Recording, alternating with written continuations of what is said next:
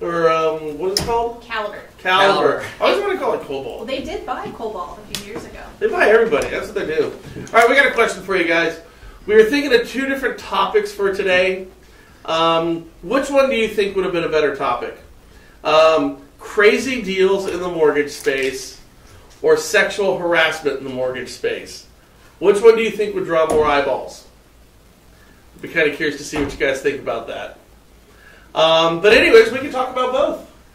Because it's interesting now. I'm just, this whole Matt Lauer thing. So basically what I do when I get up in the morning, I know that I need to start moving my feet at 7 o'clock. And when I move my feet at 7 o'clock, I know because it's always the Today Show music that comes on. Okay? So I'm not, to be honest with you, I don't even like the Today Show, but it's that thing that we end up doing in our house all the time, And so, I've been watching Matt Lauer, since he was with Katie Couric. Forever. And all the other stuff. And right now, sexual harassment, it's the topic of the day. In a couple of months, it's going to be, the swine flu or some other stupid thing like that. But right now, everybody's talking about sexual harassment. And, what's that? Oh, your phone. Oh, make sure you want to set that up. So everyone's talking about sexual harassment right now, and the Matt Lauer one did kind of catch me off guard. It was like, wow, that's a big name to go down. And as you're looking at it, it's getting even trippier. Did you know that he had a button under his desk that would lock the door in his private office? That's like pegging the creepy meter. Well, I guess I wasn't really. It was shocking that he, got fired, of course. But I remember in the past, you had told me in the past that Lauer was a really promiscuous guy in the studio, and everybody knew it. Well, he was shagging a bunch of the girls, or some of them. Well, there are tons of rumors out there that he was banging Natalie Morales. And there were rumors that he kind of had done that. But, when you watch him, you just I don't know about that. But it did get me thinking, what about the mortgage space? You're a high-producing loan officer, a female, attractive, in the mortgage space. Now, do you have clients come on to you? Very rarely. No, not really. Kind of some suggestive... I've had a couple over, 13 years, something like that, but nothing serious. No. What about coworkers? Coworkers would be the bigger culprit. They all give it a shot, why not? Really? A few of them over the years, yeah. They've given it, really? Sure. They made a run at you? Well, was this before or after you were married? Oh. Or does it matter? I don't think it matters. I heard somebody say a wedding ring just means try harder. Yeah. Yeah. Everyone's got opinions on that, right? But no, there's always the Christmas parties or the this or the that or the convention space or whatever, and so, sure, people are always, the mortgage and the real estate space aren't, there's a lot of action going on behind the scenes, so. What about, I remember, there's a realtor who worked at Capel & Capel. She's one of the top producers. I won't say her name, but she told me she walked in she was doing an open house, and she walked in on a realtor screwing another realtor in the open house. I go, what did you do? She goes, I just started laughing. What can you do, Yeah. But, so the Christmas parties, people are getting liquored up. Of course, sure. You can see that. What about lenders, what about realtors you work with? You ever had any guy realtors who are working with you and kind of throw the vibe? And by the way, have you ever been offended or felt uncomfortable as a result of some of the... No, I have a pretty thick skin. I was raised to understand that boys are after one thing. That men are pigs? Uh-huh. And, you know what, it's... And I was like, no, Dad, boys, this boy is very nice. And he'd say, do you think I'm nice? And I'd say, yes. And he'd say, I'm the worst of them all. So, I was raised with a really thick skin and to kind of see through all the niceties. But do you see some things that have been inappropriate? Because, I'm watching what's going on right now, and, you're getting a lot of these ladies, they're crying about things that have happened 20 years ago where somebody made us... and I don't know what happened, so I'm not judging it. But, there seems to be a lot of people who feel victimized. I've never felt like a victim, ever. Ever. But I'm just super lucky, right? Because I am a strong female, and I do make my feelings known, and I've never felt like I needed to be in a position where I needed to be nice to someone to get where I wanted to go. Did you ever feel like you had to put somebody in their place? Like, listen, yeah, jackass. Absolutely. But and not just with sexual overtones, but with lots of things, you know? I mean, I'm in a position to put people in their place all day, every day. That's my job. Right? Right? Well, why do you need a W-2? I gave you my pay stubs. Well, let me explain that to you, you know? So yeah, I gotta get everybody in line all the time. Yeah, you know, especially when you hit the road, you see a bunch of crazy shit going on. Yeah. But it's, you know, it comes down to too, what is defined as harassment, you know, Right, 'cause and it's I different for everybody. I think some people can think one thing is harassment, some another, and I think actually different states have different laws on what technically is. Sure. But it's, what I understand it is, sexual harassment is when you're literally like physically trying to grope somebody, you know, touching them inappropriately, or suggesting, hey man, you know, let's if you do this, or if we do this, I'll do this for you. You know, bribing them with some sort of sexual favors, that's harassment. Showing them body parts. bribing with sexual favors? You know, if you give me that W-2, I'll let you touch it. I mean, it's bribing people. I don't even know if it's yeah, that but I or mean, whatever. I'm just saying, but a lot of times I don't, you know, I guess it can be, but it's such a... It's interpreted as something that's so you're saying something to me that makes me uncomfortable, whether I tell you it makes me uncomfortable Yeah, or yeah. not. I think that's how most women interpret it, right? Right. So when you know, what happens Or you most say something. frequently is someone's in the office and they say, you know, a dirty joke or something, and if you're the person that listens to that and you're offended by it, that could be construed as sexual harassment. But everybody has different levels of sensitivity. I Right. don't, yeah, I technically don't think a dirty joke. Depends on how dirty it is. I got a couple of jokes that would make you squirm. I guess it could be. It could be. You know, I've I heard guess it people. could be. I mean, people make that claim. He said this, and it made me uncomfortable. He touched my shoulder, and that, you know, like Yeah, any touching. absolutely. Touch, you know, Can't and touch at all. No touching. So. Or remember the Clarence Thomas when you had Anita Hill and she's up there going, he was referring to a porn star named Long Dong Silver, and I'm listening to this in Congress and I'm just laughing my ass off. I'm like, first of all, who talks about a guy named Long Dong Silver? And then I don't know. My sensibility is somebody were to say that to me, I'm like, you're an idiot. I wouldn't feel offended. We have different levels of sensitivity. Right. So where is that boundary? I think the touching thing is probably it, right? For sure, yeah. What about that, there's that older congressman, too, who just had to go out on stress leave or something, and because of the sexual harassment claim about this woman who's, you know, saying he harassed her 20 years ago or whatever it was. And here's the interesting point of this story. Did you see this story? So she's bringing this up. Now this guy's all wigged out, stressed out, like sick over it, like dying over it because he's so stressed out about it, right? This older guy. Turns out he had paid her a settlement years ago, many years ago. Paid her a settlement, okay? Right. She signed an Not NDA disclosed, saying, okay, I'm taking this money and this thing is all going away and never speak about it again. Now here she is saying this happened.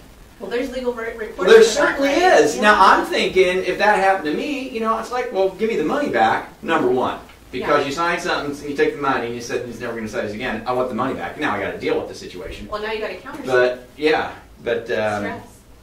you know, so, and I think it goes down to what you're saying, Brian. It's just now, it's the Salem witch hunt right now. It's just, everybody's just trying to jump on this bandwagon, you know? Well, you know, and the thing is that, and of course, there shouldn't be sexual harassment in the workplace. I get it. There shouldn't be. And it should be dealt with. I mean, I get it. I'm not disagreeing with it. But it feels like there's always like a topic du jour in this country. You know, and it's something that we run with for a couple of months, and then we run with something else. And I think when you talk about it a lot, then of course other people are going to start jumping on the bandwagon. The only thing about all the sexual harassment stuff, and you know, which is really, you know, the ones that are all about empowerment or who are talking about it, is Congress and Hollywood. And it just turns out the ones who've been on their high horses for the past, you know, couple of decades are the lectures who are getting busted for it. I find a little irony in that. Part of me kind of laughs about it. But I mean, I think we are in an industry, the mortgage industry, real estate industry, where there's plenty of opportunity for it. It does happen. And how do you do it? Because, I mean, truth be told, if let's say that you were offended, or you were more offendable, and the behavior was wrong, and then you went to your boss, and then somebody got fired, you know, there's going to be coworkers who are like, that was a good dude, man. So he crossed the line a couple of times, and then you're going to feel the recourse for that. I mean, you would wear that scarlet letter in the industry. And there's Well, something assuming anyone knew who turned it in, the HR and all that's all hush hush. So you don't think it would make its rounds? I have no idea. Somebody, I mean, it shouldn't. Somebody's going to get canned. Yeah. They're going to go work in a different office. They're going to know. And they're going to say, "Why are you working here?" People are going to know. And they're going to say, "That damn Stephanie Ham fucking accused me of a bunch of bullshit." I mean, it would make its rounds in a day. If there's one thing the real estate and lending community is, it's a bunch of cackling hens. It's kids in a schoolyard talking gossip stuff. So. Well, the sad thing about all this is that it's drawing attention away from true sexual harassment. Sure. And like real issues that we have. I mean, a lot of this stuff's so old. It's a different time now, right? We're all more sensitive about what we say and how we say it and who we say it to. And these incidents that occurred 25 years ago, that was not at the time, right? So you have to put it in context. So I think that, we've come a long way with women in the workplace, and we know now that, you can't tell the dirty jokes around the water cooler, or you will have an HR write-up, most likely, depending on where you work. So I just hate to see the witch hunt type mentality, because I feel like where there are pockets of issues still, it's going to be taken maybe a little less seriously than it should, because everybody's out to get everybody. It's kind of like if you do nothing but yell at your kids, they won't hear you. But if you talk to them and yell at them occasionally, they'll listen. You know what I've noticed in my years working in the mortgage industry is we would have, like, there was a guy who would work in our office who was an asshole. He was a good loan officer, but he would fucking blow up the processors if something went sideways. And people would deal with it. They'd be like, well, that's just so-and-so. So you become accustomed to that person's behavior. And then you'd have somebody else who maybe didn't blow people up. And if they did, they're like, what's up his ass? Mm-hmm. And I think of, somebody like the most mild-mannered, even-keeled, tempered person I've ever met in the mortgage industry is like Mike Soldati. He's the most level-headed, decent human being I've ever met. And I've said that from day one. I'll always say it. If you were to see Mike Soldati, come unhinged one day, you'd be like, what the hell is wrong with him? So we accept different behaviors in different people. We just become accustomed to it. That's true. And so, you could have somebody who's really touchy-feely all the time, and it's just kind of like, well, that's just that person. We used to have an appraiser that came in and would give back rubs. Who's that? I'm not going to say. Art? I'm not going to say who it was, but it was, I was never like, oh, that's a problem for me. I'm like, yeah, sure, rub my shoulders, it'll be fine. But for other people, that'd be right. Weird. And see, that's the whole point. I just never felt like he was doing it to, I just felt like I'd like to give. But you bring up a real interesting point. You're like, you appreciate it, and somebody else is in tears over it. Yes, exactly. I never felt threatened by it. I was just like, oh, hey, what's going on? Yep, I'm still sending emails. You can do that. Is it R? First name begin with an R? No. No? Oh. Did he give guys back rubs? I wasn't paying attention. No, he gave them hand jobs. I don't know. I wasn't paying attention, to what was going on. I was just in my own little cubie. But yeah, I've had that happen to me before, where a guy came up behind me and started giving me this shoulder massage. Don't like it. Yeah. Oh, that's my friend Dave Morrell. Don't care for it. That's my friend Dave Morrell. No, don't do that. Yeah. That's too funny. Everyone's got their own thing, right? So that didn't rub me the wrong way.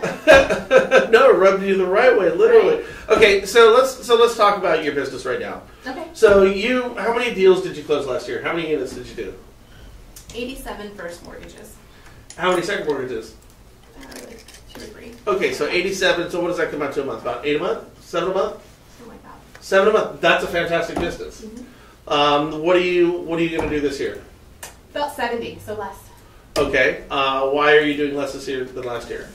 I would say. Are you spending more free time, or are you taking more vacations, or anything? No, actually, I have less free time. I took on a partner to coach and mentor, and so I spend. She's dragging you down, huh? Dragging you down at all? No, but it does take time to teach someone how to do this, and so honestly, the difference in volume is probably the market. The refinances have not been. I think we took a 30% hit on those nationwide. Right. Mm-hmm. So that's reflective. So our purchase percentage actually went up. But at the which is healthy. That's a good sign. Yeah. So everything's fine. 70 deals is still a great deal. But I think this next year we spent a lot of time getting organized and putting systems in place, because I've been running my whole life off of the Microsoft Outlook calendar, and that's it. So you're a super organized loan officer. Most loan officers, that's the biggest problem, is they're unorganized. We're not really good with paperwork. I was terrible with it. So now I'm going to bring this up just so everybody knows here. Your dad is one of the largest real estate brokers in Solano County. So the vast majority of real estate agents have a connection to you through him. Now, when we work together, we've had this conversation a number of times. I thought, well, what a great advantage to be the daughter of, somebody who is a broker of record for 300, 400, 500, I don't know, real estate agents. Well, back then there weren't that many. No. No, but I mean, a great reputation and a lot of agents. At that time, Capel might have been bigger, but now they had the big agents in town too. I mean, they had the producers. Yeah, and you said, well, okay, yeah, but have you ever thought it might be a disadvantage? Because now if something goes wrong on a deal, are they really going to go to the broker and say, Stephanie screwed something up on one of my deals? So it can work as a disadvantage as well. Also, working with agents outside of that company, if anyone, so most agents, a lot of the agents that work with my dad specifically, a lot of them don't even know that I'm his daughter, right? So the ones that I've known for 30 years, they clearly know. But there's a whole new, they did that merger, and there's the two new companies. So a lot of them don't know, and every month or quarter or something, I'll be talking to someone that'll say, I just realized who your dad is. Really? And the people I've worked with, I had an agent I've been working with for like 5 years who was making an offer for another agent outside of Cool Banker, and the agent said, "Oh, Stephanie Ham's the lender. I've known her since she was a baby."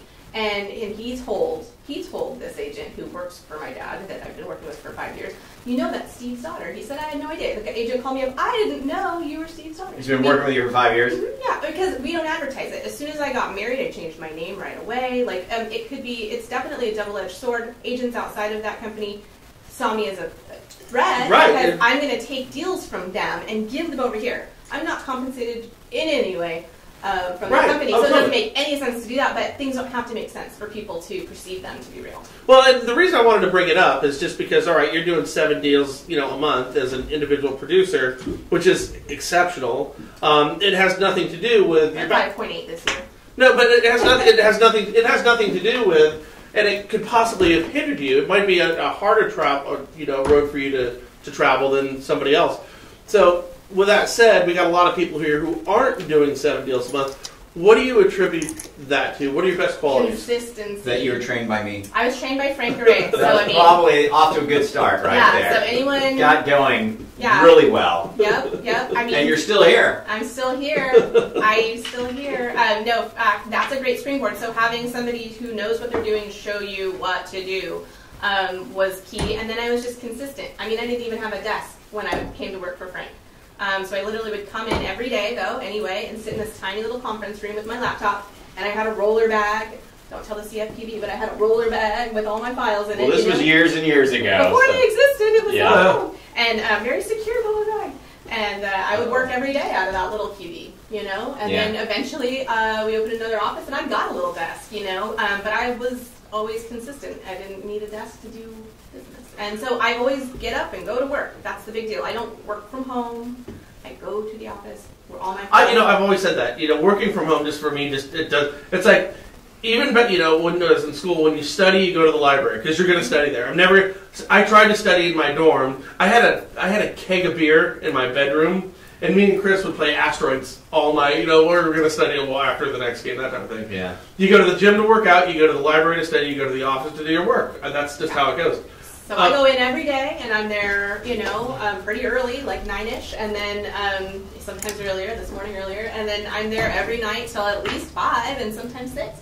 So consistency and just doing the same thing over and over. So like I mentioned, this year was building systems and follow-up things and things like that, because when we were acquired by Caliber, we lost kind of like all the extra stuff that we had at First Priority. So I had to really figure out what I was missing and how to fill it in, and just try to be a little more together than my Outlook calendar life that I've been leading for so long, right? Well, do you use any systems right now effectively? Yeah. So one of our integrations has been Pipedrive. And so Pipedrive just helps us manage the leads coming in. So we say, okay, we've got this name from this person, we have left a message, or we have sent an email, and then it just keeps that on the board. It turns red if nothing's happened in a few days. So our goal is to go from getting the lead to getting the application to did we get the documents from them, and then once it's a real loan, we've got the documents, I can send it in for pre-approval. Then our Caliber systems take it from there. So is Pipedrive something anybody can buy? Or Anybody, yeah. It's $25 a month or something like that. Here we use it for pre-app. We have Pipedrive for pre-app? Okay. So that's how we track our deals. Yeah, incorporating that, and then also doing some automated stuff. So I use Listing Booster. You're welcome, Pipedrive. Probably not allowed to use Listing Booster, but we use Listing Booster, and and we have now automated between Zapier and Pipedrive. And this is all Ashley Miller, my partner. This is what she's been doing is she's got it automated. So now a Listing Booster lead comes in, she doesn't have to do anything. The machine takes it somehow virtually and puts it into Pipedrive for us and starts sending out emails. And the next level is getting the texts online. I mean, dealing with these newfangled lead things has really been like what I needed help with, right? Because I'm really good at talking to you and meeting with you and structuring your loan and getting closed fast and clean without a lot of pain, but dealing with the new way of the world. The new way. We were talking about this just on, not the last podcast, but the one before. It's a different world out there. Totally. It's a new way. And I feel a lot of pressure to conform. Yeah. It's this whole let's generate leads and grind them through a machine and see what falls out the other end thing. And well, at least you got the machine up and running, or at least Ashley seems to be getting it together and she is, and further refining it. She's got a lot more confidence. Now we started working together in February of last year, so we're coming up on a year. It hasn't even been a year yet, so it's been great. I love teaching. I went to school to be a teacher, so for me this has been a really good change. Good. Where do you see your this little partnership with Ashley going? I mean, what do you guys want to do? Is it just going to be you and her? Just go down the road? Or you want to grow it, get more people involved? Or for now, we need it to be just the two of us to sustain it, right? But once she's got she's got a lot of business coming in now, and she's really got it dialed. And so that girl's social. Mm-hmm. So how did you do it? I mean, is it benefiting you? I mean, the deals went absolutely. down. Deals went down this year. Some to refi. But deals went down. But I mean, what's the end goal? Is it that you're splitting everything? Like everybody's piling in and everybody's just sharing everything, or that'd be great eventually, But the end goal for me was to be able to have a little bit more time. So even though I would go on vacation, I would still have to take all of my stuff with me, right? There's no effective way to turn it off. And there's still no way to turn it off, but at least this year I could go on vacation and Ashley would handle everything except really strange emergency situation stuff. Don't you remember that, Frank? Like, when you were writing loans, it's like you'd go on vacation and you just dread going. Because you knew, like, the first 3 days, you're tense waiting for something to explode, and then on day 4, inevitably, it exploded. It explodes. There was never a time I went on vacation where I was comfortable. Just not once. Yeah. In fact, when I got out of doing loans, I was, the Kearns and us, we went up to the coast in Washington. And I had a real estate agent blow a deal up. I mean, she was berserk. And I actually got on a plane and flew back from my vacation with my family and our friends and their family to come back and deal with it. A deal which, by the way, closed on time. There was an agent who liked to create chaos to fix chaos. And it just so happened it was on a deal that I had given her. This was in 2009 when nobody was doing shit. This was a third deal she was closing. And she blew it the F up. I remember it. Yeah. Here's what happened. I've been bitching about this for a half a decade. So what happened was we had the gal she was pregnant, and it was a young couple. They were first time home buyers. They were living on base, Travis Air Force Base, and they were moving out. And so we had a very, very high tension wife here. Okay, and she was one of these always just a powder keg waiting to happen.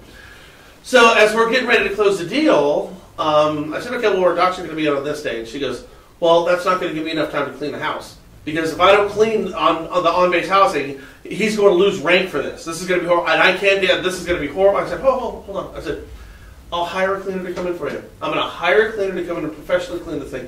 It cost me $100 or $200. Who gives a shit, the grander scheme. And then everything went mellow. Right. So I went on vacation. Okay, and docs came in, and then the real estate agent said, well, where's this cleaner at? You're supposed to have a cleaner. So they called me flipped out, And I said, no, the cleaner's going to be there. The cleaner's going to be there tomorrow. And then they called later on that day, and she's like, I'm going to go into labor here. And she was just, it was out of control. So I actually ended up coming down between the docs were drawn up before the thing funded. And what happened is the real estate agent went and got another cleaner to clean the place, okay?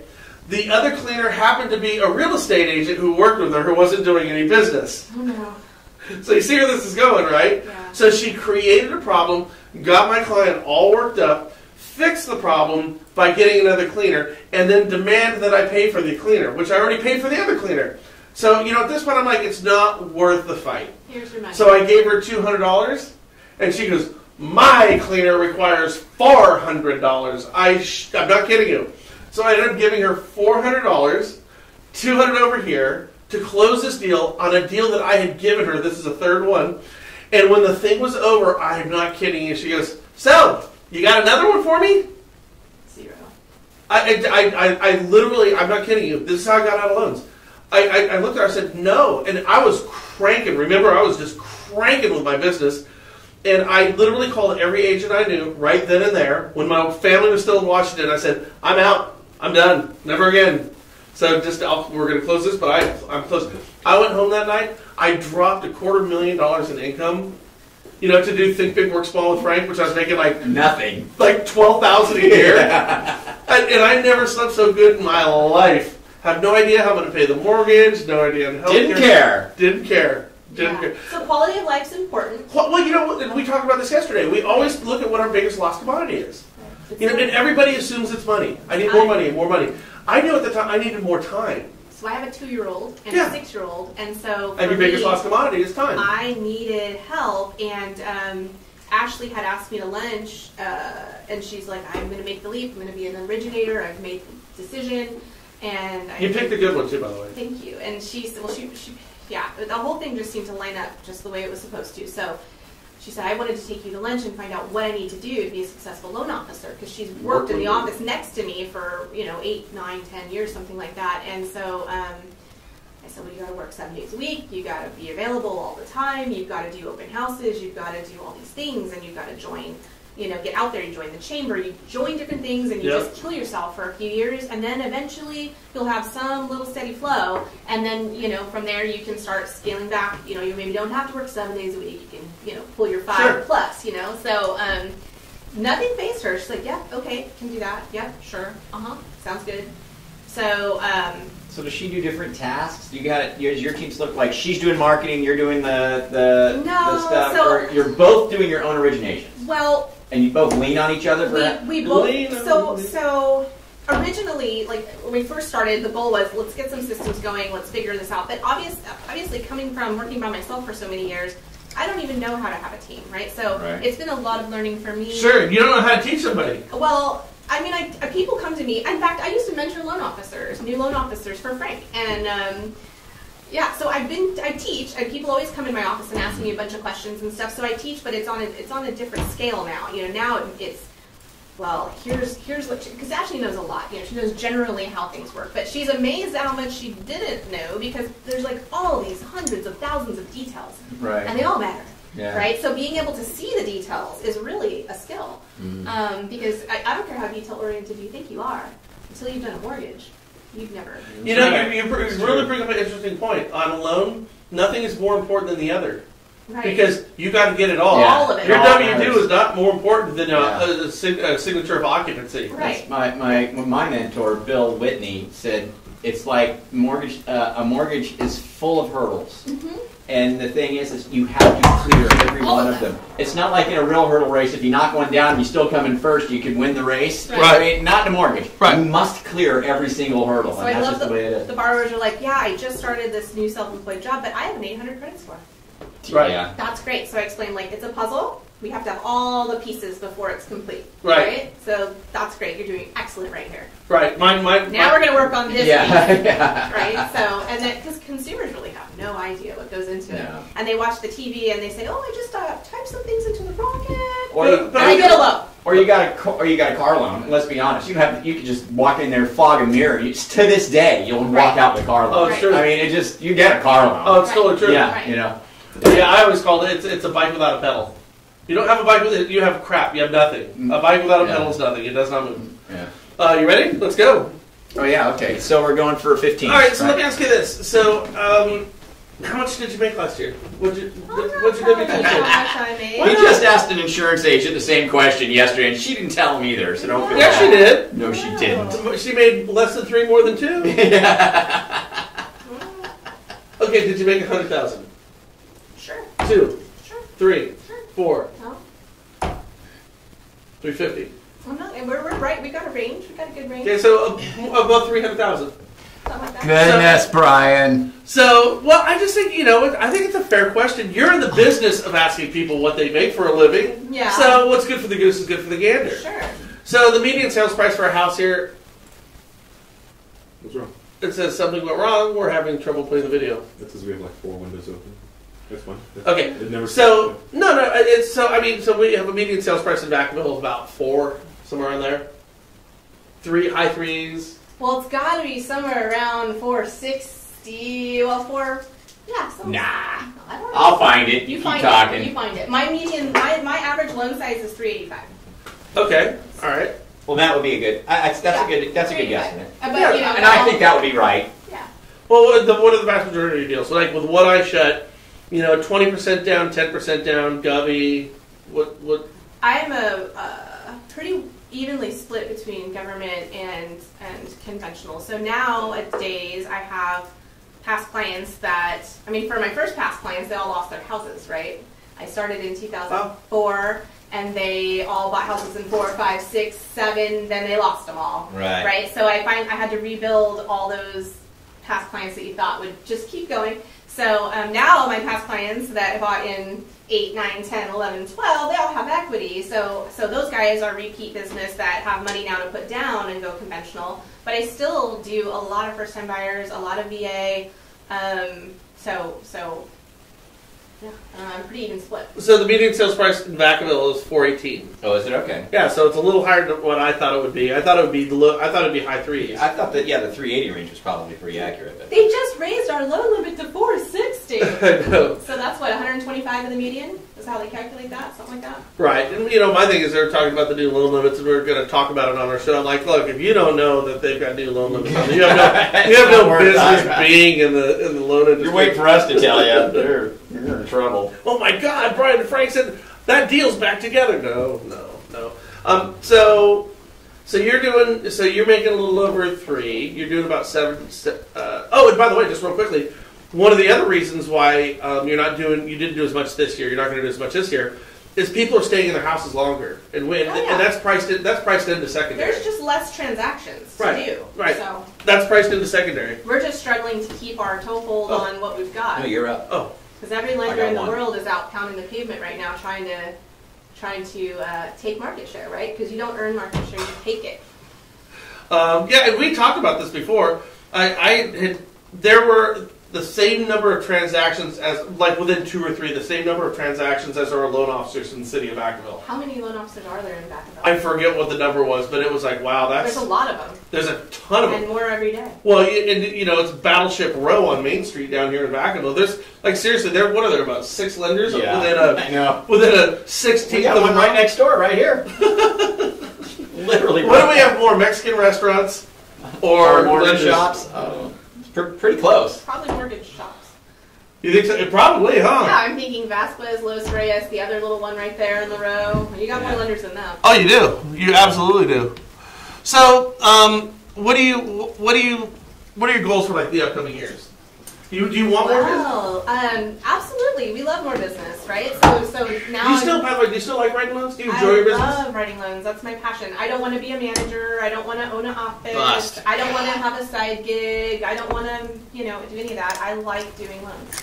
When people say, well, why did you ever open your own shop? I'm like, I don't want to buy erasers and pencils. So managing people for me has been something I've never really wanted to do. So taking on a partner and then learning how to deal with that and all the things that come with it has been a growing experience for me. Just because I've always been self-sufficient. Self-reliant. Yeah. Now, And- did you like managing people? Yeah, I liked it. I mean, to a certain extent. I mean, there were some people I did not like managing. Right. You know, Stephanie knows a couple of them. Yeah.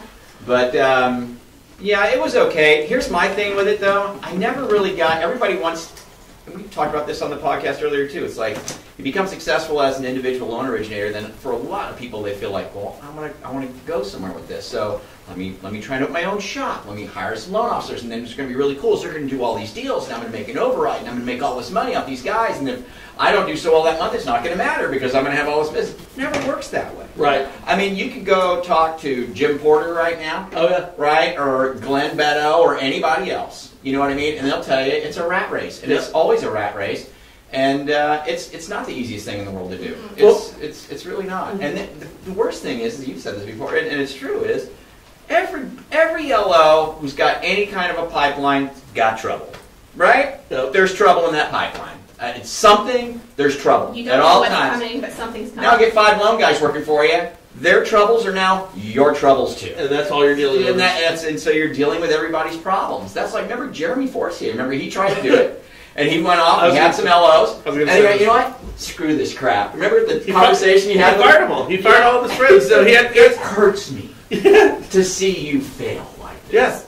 Yes. So I have to fire you. He had like 2 or 3 loan officers working for him, and they were doing like 2 or 3 deals a month. And he woke up one day and fired them all. And he goes, because I care about you, I hate to see you failing. You need to find that thing in life that you love, and you need to do that. He goes, because right here you're just going to be mediocre, and because I love you, I'm firing you. And he meant it too. Yeah. There was nothing he meant. I mean, he made those guys feel bad about themselves when they got fired. Yeah. And then, but now, I mean, Jeremy's one of the top guy, but he's an individual who has his assistants, and that's his gig. You know what I mean? And I always said to myself, if I did it all over again, that'd be more the direction that I went. Not to have loan officers under me. Right, right. But partners, people that take your business as seriously as you do. Yeah, or we're all working on the same pipeline is what I would want, but everybody has their assigned roles. Right. Well, so we probably have to get better at assigned roles. So what we get that too. What we do is we just kind of have like a meeting of the minds in the morning. What do you have going on? What do I have going on? Okay, great. And then we decide who's going to do what. So. It's really handy because if we need to do a loan app and I've got 3 approvals that just came in, she's going to handle the loan app and I can call out the approval conditions or vice versa. So you're doing that. You're helping each other out in that capacity. So do you share each other's money? Is that how this works? So I don't know how much we can get into all of that, but yeah, there's some sharing going on. Okay. And the goal would be, as Ashley's business grows, to make that more equitable. Mm-hmm. And then, at some point, if we're all at capacity again, we would take on, another person. Yeah, in the big scheme of things, in the big picture, that's possible. Yeah. Well, yeah, you want the whole to be worth more than the parts. Mm-hmm. You know what I mean? You know what we tried? Because ideally, I see it being, you got a 2 or 3 person team. Mm-hmm. One of those people should be doing nothing but generating the loans. Assembly line. Nothing but out there getting them in. Now, and that person is validated as pulling their weight when the deals are coming in. Right. So and then beyond that, you have somebody who's structuring and somebody who's chasing conditions and closing. Right. So you've got the 3-piece team. That's really how it works. But what I find is when we've made these attempts is that the person who's supposed to be out and getting the deals, right? A couple of things happen there. One, a lot of times they just get sucked into the process instead of going out and getting the deal. So they get sucked in. I don't want you to go out chasing deals today. I really need you to help me put this fire out, right? So now they're off task. They're off task, and it's officially a failure because now you're not originating, and you've got 3 people working now on deals where you should only have 2 people working on deals. Yep. Right? The other thing that happens is the person that's going out and doing the originating tends to screw around. Okay? Maybe not doing as much originating as you think they are. I'm out in the field. Really? Yeah. Really? At Brendan Theaters is not out in the field. Right. Okay? We tried that. Remember we did. We did try that, and it didn't work. Right. You know what I mean? Right. And that's because could have been the wrong person. It was. And well, it could be, but that position is hard. It makes it's an easy position to not do well. It's an easy position to fall into bad habits with. I can see that. Yeah, it is because you think you're doing something. You spent 8 hours out there in the day, but you only talk to 4 people. You know, you ran around. I mean, maybe you could have spent those 8 hours doing something a little more effectively, phone calling or something. I don't know. But Victor Bales, he's a loan officer in Michigan, and he's a great producer. And what he always does is he makes a list every day when he wakes up. He's got his list. I go, do you complete your list every day? He goes, oh, no. He goes, God, I never complete my list. He goes, but it keeps me on task. You know, I mean, how often do loan officers, especially in a sales position, you know, you have one thing that you want to do, and then you accomplish that, and it's like, do you have something immediately following that you need to jump into, or does it give you downtime for water cooler talk and all the other type of things that are distractions, and there's just distractions everywhere. I think you have to have somebody who's on task, and they need to be accountable. Accountability is huge. You know, all right, I'm going to find out if we can get a booth at the farmer's market. I'm going to go speak with these 3 agents. I'm going to go do these 2 things. I got to go to the, have a list of everything that you're going to do that day and make it accountable to the rest of the team where you're checking it off. Because I agree with you.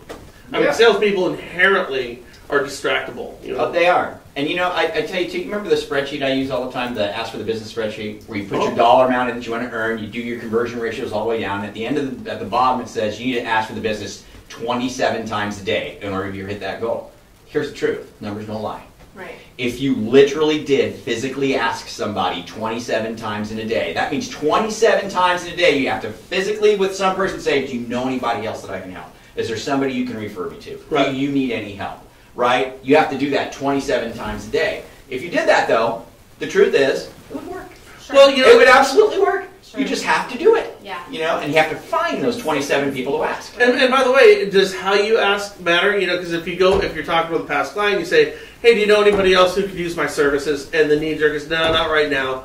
Is it fair to say, well, hold on a second here. You do know somebody who should buy a house who's renting right now? I would say so. Come on. Everybody knows somebody. You've got to know somebody who's renting right now. I'll tell you, tell me one of your friends who's a renter. Give me their name and number, and let me just give them a buzz. I mean, is it fair to be more persuasive like that? I think so, if you can do it in a cool way. Yeah. And it all depends on it obviously depends on the client, because some clients are cooler than others, for lack of a better word. You know, some clients you can tell it's like, I don't even want to bother. When you you know, classify them, they're like the B's or the C's. Like they're gonna do business with you, but they're not gonna ever send anybody. Right. That's a C. That's a C. They're the C's. Yeah. A B will refer you business sometimes. Right. You know. Do you have all your people categorized into A's, B's, and C's? Oh man, not anymore. We used to, but yeah, that's a good idea. That's a great habit. It's a great thing. That was Buffini. Yeah, it was Buffini. Yeah. But you know what? I kind of come full circle on that and think everybody's in the same pot. You ask them all the time. Yeah. You know what I mean? You just never know who's going to rise to the top and who's going to be there. And with today's machines that we have, you know, to just stay in touch with people on a regular basis, be it through text, phone calls, or you know, those sneaky little voicemail drops, or just email blasts. You know what I mean? You have a lot. It's a lot easier to stay in touch with everybody. You're going to focus on these guys, but what about this guy over here? Right. Hey, this might be the week. Yeah. Yeah. So my goal is to contact all of my past clients based on closing date, and just go through the anniversaries each month and call them all. Do you call your database often? Your past client database? I don't do it as much as I should. Absolutely not. And so that's one of the goals for 2018 is to monthly go through and say, okay, whose anniversary is it this month? Let's reach out to these people. I look them up first, make sure they're still in the house. Yeah, because you never know. That you just never know. I'm surprised all the time by which ones are not still in their house. You know what? That's a lost deal, isn't it? You know, I had Carl White on the I had Carl White on our show before Thanksgiving. It was the day before Thanksgiving, man, and he went. We were talking about this, calling the past client database. He goes, man, he goes, there's this great little system, and it's called Phone Burner. And have you seen this? So it's a system, it's Phone Burner, and it's the kind of thing that dials through your computer, right? It's like an IP, voice over IP thing through your computer. Yeah. But you upload your entire database, and you just say, go, and you just sit there, right? And you also have a pre-recorded voicemail that you did. Hey, I was just calling to check in on you, see how are you doing, blah, blah, blah, blah, blah.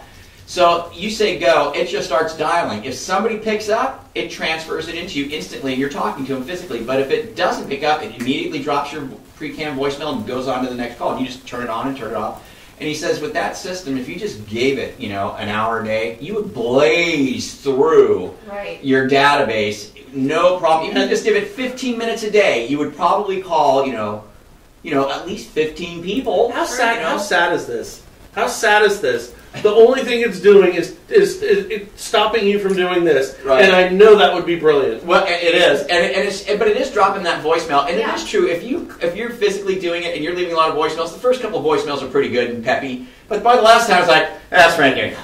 You know, it's not as energetic. You know, you're tired of talking. You know, but a simple tool like that, if you can time block it in. What is it called? Phone burner. Phone burner. So the problem is, one of the comments Ashley made to me is like, wow, you wear a lot of hats as a loan officer, right? Because you do, first of all, you go get the deal, then you structure the deal, then you babysit the deal through its processing and underwriting stages, and you close the deal. And there's so much status updates all the way through if you're doing a good job communicating with everybody. Right. There's a lot of people to communicate Yeah. to every stage of the way. And then but you also have to have your marketing hat on, and you also have to have your follow-up hat on, and there's just so many things that you need to do. You also have to give back to the community, right? Find time for that, and then of course you have your family life. So It's a tough gig, man. it is a tough gig, and I think that's why a lot of loan officers, they get in and they're hungry for the money initially, and that's why they do things. But then they're like looking for the other way out because they can't figure out how they're going to keep doing things at this Right, rate right. for the long haul, Right. right? So that was That's why I think they're always looking for the easier road in the mortgage industry, but there's no easier road. There really There's just isn't. different roads. They're just different. They're not necessarily easier. I mean, not at all. Even me and Brian. Brian was talking about being on vacation and your work goes with you. We were in Maui together, and we were up every morning at like 4 o'clock in the morning Yep. Hawaii time. Yep. Right. Doing shows, doing coaching calls. Coaching we were calls. coaching people from Hawaii on our computers down at the gazebo. Right. You know what I mean? Every day we were Every day. there. I remember those moments. I remember Because that. you're still self-employed in the mortgage business. You're So But still you in the industry. and people, this is interesting because Yeah. people would say, why the hell would you take your work with Hawaii to? And my response would be, could you possibly pick a better place to make calls? Well, that's true. Sitting, with a drink of pina colada at 6 o'clock in the morning, watching the waves roll in. It was Sun great. coming up. I mean, it's a good view. I've been there and done that many times, but it is nicer when someone else that you trust, that knows what they're doing, can just monitor that for a few days. Absolutely. So that was for me like the main driver in getting a partner. Now, like Caliber's into giving you production assistance if you do so much business, but I really wanted a partner in another loan originator so that I could feel like my agents could trust them as well and say, well, this isn't an assistant. I'm not getting, because people feel like you're shoving them off, and you Right. never want anyone to feel shoved off, borrowers, agents, nobody. So, Yeah. a partner is a bit better for me. I want someone else that's equally as talented and capable to be able to step in. Well, and somebody who's got a vested interest in the outcome. Because if you've ever watched somebody else's business, it doesn't matter like your business matters, Right, sure. So that makes perfect sense to me. So how is the whole Caliber thing working out? Good, bad? Yeah, I'm super happy. In a lot of ways, it's a lot of ways better than being in a small little boutique shop. We have just a lot more flexibility in some ways, and in other ways, it's definitely more corporate. Well, they don't let you do as much individual branding. No, it's so you have to give and take, just like you would with anything. But I think the take is better. I don't know. I love it, But I'm adaptable, right? So it's painful at first, any change, but with all the changes we've gone through, When they took over, did they give you a bonus to stay on? yeah, did they? Sure, yeah. I mean, I think they did with everybody, didn't they? I don't think so. I mean, it depends if The you're people who were producing, they did. producers. Yeah, probably, absolutely. yeah, They would yeah. want to do that. Yeah. That would make total sense. We heard. What about that? We heard somebody. Tell them about the deal that we heard about that Scott's doing. Oh, yeah. So there's this company, About and they're a bank, not a depository bank, but a mortgage banker, right? They own a real estate company as well. No. Take that back. Oh, good. They're a mortgage. No, listen. So they're It gets better. they're a company that is both a mortgage banking company and a real estate company, but it's one company. Now, if a real estate agent who works for the company brings a deal to the lender bonuses that real estate agent a quarter point. Well, the company does. The company does. So, and it's, understand, both the real estate agent and the loan officer are just working for the same company, and they're both W-2 paid under the same company. Okay. So, That real makes estate sense, no transaction problem. goes down, real estate agent says, we'll use our company's mortgage division, right, which they do, it gets done, company now pays real estate agent 25 bips Yep. on that mortgage deal. Oh, and loan officer can also go and sell real estate because he's part of the same company. This is amazing. Yes. So, Is yeah. it? Let's, And so the real estate agent is also W-2, is how they Yes. get that done? Yes. And they work for the same company. So it's like when you work at Wells Fargo, you're at the bank teller saying, I want to open a checking account, Right. I need a mortgage. And they go, well, talk to the mortgage guy. Right. Right? So you go over talk to the mortgage guy, get the mortgage, Right. get the mortgage done. Right. And at Wells Fargo, maybe they don't do it now, but back in the day, that teller would definitely get a Bonus. little bit spiff for making that connection. Yeah. Yeah. They did a lot of spiffing at Wells Fargo. Yeah. Were you with me there? No. No. Yeah, right. No. No, But I've but heard about it on the news. they're doing lots of. They're still spiffing. They're like spiffing it up. Yeah, well, that sounds that. You know, it's interesting though because my knee jerk was, okay, there's no way in hell this is compliant. But ask yourself, why can a real estate company open a mortgage company, but a mortgage company can't open a real estate company? You know, these are beyond my pay grade. I let my bosses handle this kind of stuff and their attorneys. I just do what they say I'm allowed to do, and then that's that. It would seem very crazy to me that they'd allow that RESPA wouldn't be all over that for some reason, but Well, I don't know. I swear to God, I can't throw a dart. This is the most amazing Brian Dart experience today. At least my back. Oh, did I kick our thing? That's all right. That's a fun. You know, here's the deal. Have you seen who's in charge of RESPA? no. Oh, well, I don't think he's going to be doing anything about it anytime Are you soon. talking about the CFPB? Mick Yeah. Mulvaney. Yeah. Mick Mulvaney, man, he's a. You know, I'm so irritated with Elizabeth Warren right now on Oh, I hate she. and the statements, the just asinine, ridiculous, She is intolerable. sensationalizing statements that she's making. You know, she's saying, you know, this isn't about what she goes. She says this is about the people against Wall Street, and clearly Trump has sided with Wall Street. I mean, what?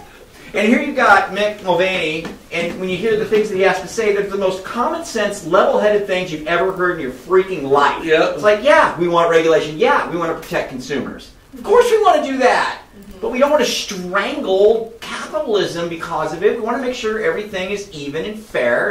And you know, that's what we want to do here. He's not coming in and going, you know, we're going to throw out all the regulations. He's never said anything like that and never will. It's Well, just you know, stupid. but here's the thing. So, if you were not with me, therefore you were this. And it's something that's a bad label. So, if you don't agree with Elizabeth Warren's politics, you're pro-Wall Street, you're going to kill the little guy, you think the middle class should, you know. Well, no, that's not true. I happen to be part of that middle class, and I want them to thrive. I just don't think that you have the right answers to it. Tell me if you give me that. And if you take it. And It's if in you- the green. Yeah, if it's in the green, it's in the green. So the thing is that, like I said, if you disagree with them, they give you this horrible label. But the truth of the matter is when you pass all of these regulations, the only ones it hurts are the people who are on the fringe who could barely afford getting a house in the first place. Right, because costs go up. Yeah, yeah. We have to strangle the consumer right on out of their money. So that appraisals that used to be $300, $350, they're $500, $550, VA $600. out Right. there. So You know, I mean, well, and that's all in the name of consumer protectionism. Right. All of it, and Yeah. then we have all kinds of new fees. You know, they added that G fee, and there's all these things. Yeah. So Well, yeah, here's the thing. If you're worth $50 million, okay, pass all the regulation you want. I'm going to be fine. right. It's you know, it doesn't matter to me. It's a little guy. So if you really want to look who's hurting the little guy, it's all the regulation. They're the first ones. They're always the first ones who go. Yeah. All right, let me see if I can even hit the dartboard.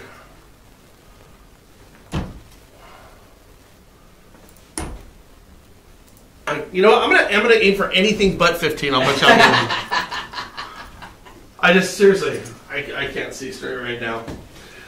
All right, well, I think we're kind of wrapping up our time here. It's 12. See, this was easy enough, wasn't it? Sure. See, did you think of it? You thought it was going to be something more difficult than this? I just had no idea what to expect. And you know me, I like to know what I'm getting into. No, this is good stuff. So, anyways, tomorrow we're gonna just let's do like an open mic, and we're gonna get you guys to actually call.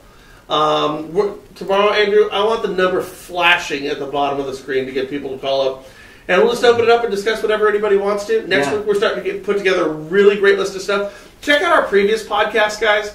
We've had reverse mortgage people in here. We had Hancock in here. We've had. Farmers insurance We've agent. had an insurance agent in here talking all things insurance. We've had a lot of good stuff. We've had a lot of great speakers come in, and we're going to keep that going next week, so make sure you tune in tomorrow, 11 o'clock Pacific time. If you're on here for the first time, make sure you like the Frank and Brian page, because that'll let you know when we're going live. It'll give you that reminder. So give you something to do around lunchtime. With that said, thanks once again. See ya. I'm happy right now that we're stopping these games.